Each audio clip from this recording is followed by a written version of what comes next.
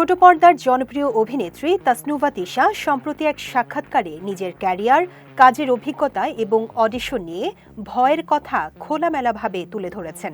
সাক্ষাৎকারে তিনি জানান, অভিনয় নিয়ে তার একটি অদ্ভুত মানসিক ভয় রয়েছে, যা অনেক সময় বড় সুযোগ থেকেও তাকে দূরে রাখে। তিশার ভাষায়, শুটিং সেটের পরিবেশ ছাড়া তিনি চরিত্রে পুরোপুরি ঢুকতে পারেন না।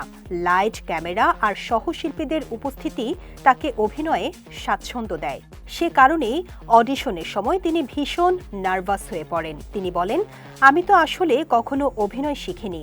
অডিশন দিতে গেলেই মনে হয় আমাকে বাদ দিয়ে দেয়া হবে।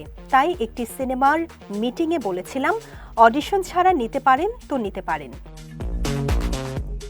ঢালিউড সুপারস্টার শাকিব খানের সঙ্গে কাজের প্রসঙ্গেও কথা বলেন এই অভিনেত্রী। তিশা জানান, শাকিব খানের একটি সিনেমার জন্য তাকে অডিশনের ডাক দেয়া হয়েছিল, তবে অডিশন ভীতির কারণেই সেখানে অংশ নেওয়া হয়নি তার।